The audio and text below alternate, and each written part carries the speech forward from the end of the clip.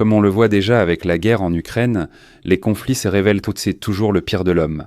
Ce n'était pas seulement le cas aujourd'hui, mais aussi à l'époque.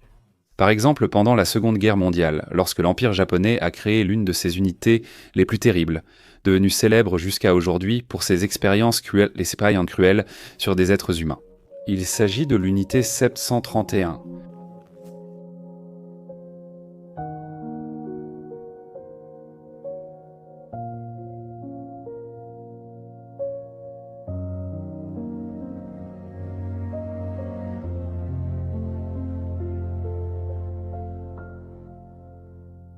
Contrairement à la Seconde Guerre mondiale, le Japon ne s'est pas battu aux côtés des Allemands pendant la Première Guerre mondiale, mais en tant qu'allié de l'Entente, ce qui leur a permis de se compter parmi les vainqueurs de la Grande Guerre.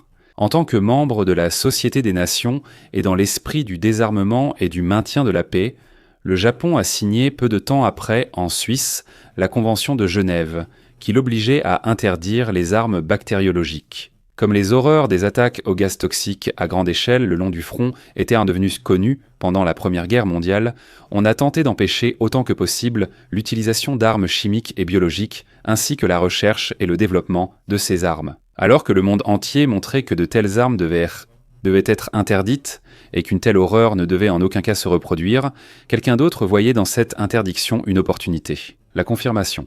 Dans le fait que de telles armes doivent être puissantes et tout simplement efficaces, sinon on ne voudrait pas les interdire. Il s'agit du médecin japonais Ishii Shiro. Il est convaincu que le Japon ne doit en aucun cas réduire sa production, mais au contraire, qu'il doit tout faire pour produire autant d'armes que possible.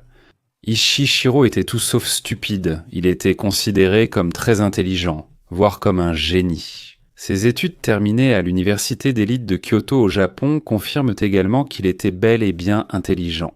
Son ambition et son absence de scrupules, associées à son attitude ultranationaliste, étaient probablement la raison pour laquelle il voulait mettre son talent et ses connaissances au service de l'armée et de l'État, plutôt qu'au service de causes humanitaires.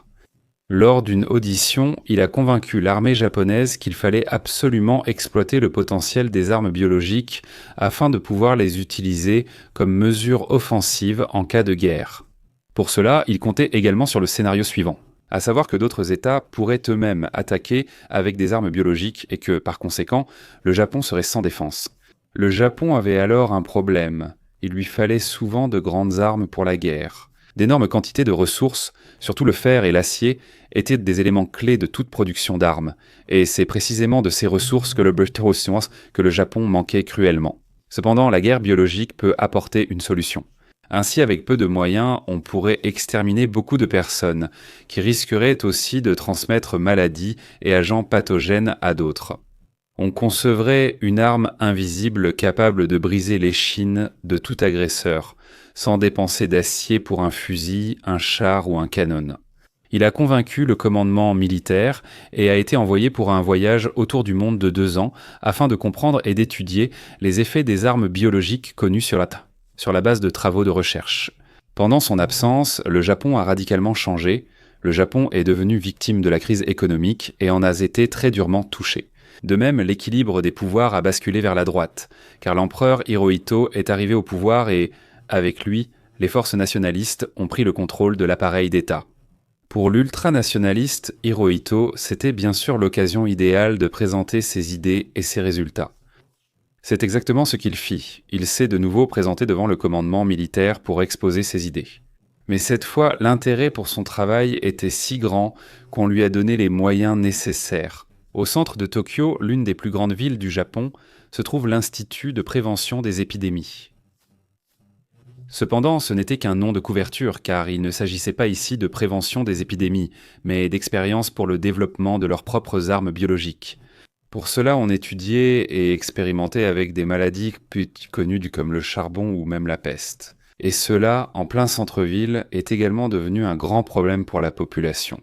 Afin de prévenir une éventuelle épidémie, la recherche a été divisée en 2 départements.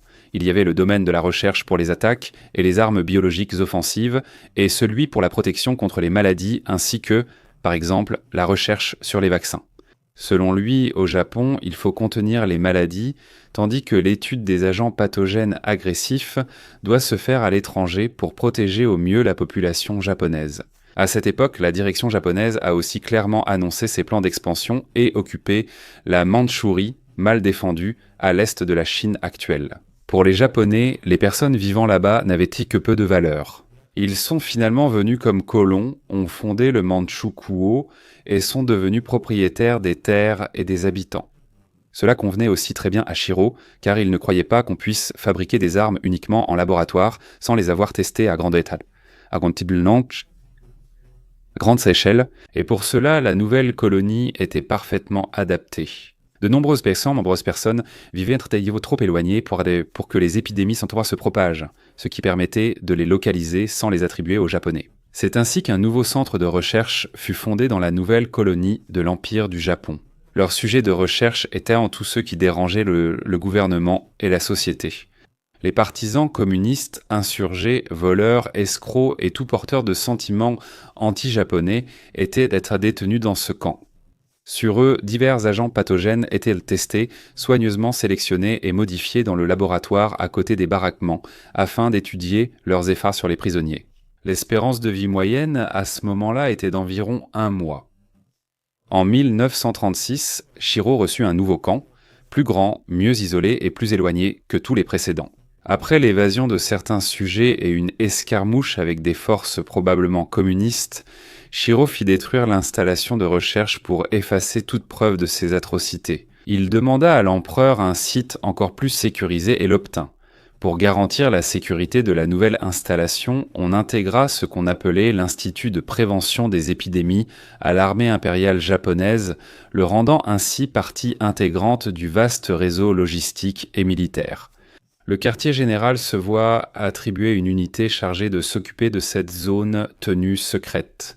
Il s'agit de l'unité 731, une nouvelle installation composée en partie de laboratoires de recherche et en partie de casernes et de prisons pour les détenus, dispose même de son propre aérodrome et d'une liaison ferroviaire qui reste tenue secret. C'est par ce moyen que les prisonniers sont transportés. Elle dispose de sa propre centrale électrique et protégée par des tours de guet, des tranchées et d'autres fortifications militaires, et des expériences sur des humains y étaient promenées. Peu après, la Seconde Guerre mondiale débute aussi pour le Japon, confiant ainsi de nouvelles missions à l'unité 731, ce qui avait commencé autrefois comme une recherche sur les agents pathogènes s'est étendu à de nouveaux domaines grâce aux ambitions militaires. Ainsi, des femmes auraient été enceintes et infectées par des maladies afin d'étudier les effets sur les embryons. On a aussi étudié la réaction du corps humain au froid extrême et à la haute pression. On enfermait des prisonniers dans des chambres de pression pour tester à quel moment leurs yeux éclateraient. En plus de tous ces projets annexes, ils produisèrent des tonnes de poudre de bactéries, la mettèrent dans des bombes et testèrent leur effet.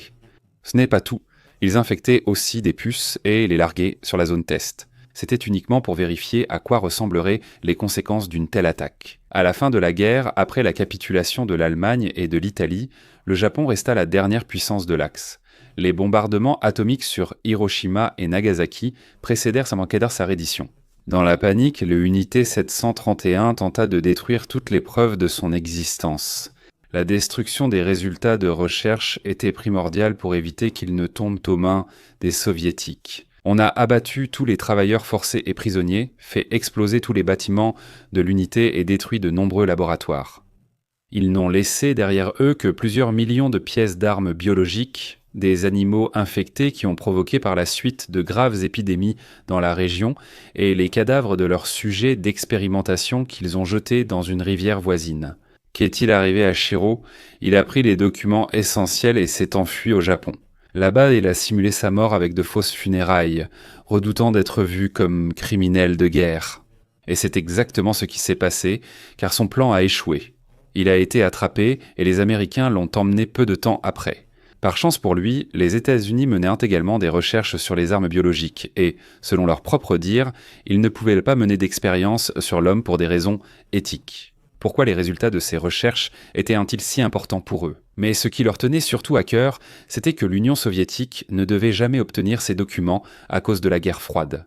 Shiro a négocié un accord. Il a demandé l'immunité pour lui ses supérieurs et collaborateurs en échange des résultats des expériences cruelles. Les Américains ont écouté l'offre, y ont réfléchi et l'ont acceptée, car ils considéraient en cela comme plus important que de punir les crimes de guerre. Mais comment savons-nous tout cela avec certitude, alors que tout était censé rester secret? Revenons encore une fois en Mandchourie. Shiro fit tout détruire et prit la fuite. 12 membres de l'unité, incapables de fuir, ont été capturés puis jugés par les soviétiques. Là-bas, ils ont expliqué quelle était leur mission et ont révélé les actes commis par l'unité. Lorsque cela a été révélé, l'Occident a qualifié toute l'affaire de simulacre de procès communiste et de propagande. Les 12 prisonniers ont été libérés après une peine de prison, relativement courte, car ils ont également transmis aux soviétiques des connaissances et des résultats issus des travaux de recherche. Aucun des près de 3600 employés n'a jamais été sérieusement puni pour ces actes. Beaucoup d'entre eux ont occupé après la guerre d'importants postes de direction, aussi bien dans la politique japonaise que dans l'industrie pharmaceutique. C'étaient précisément ces personnes qui, quelques années auparavant, étaient responsables de l'une des atrocités les plus horribles de la région du Pacifique.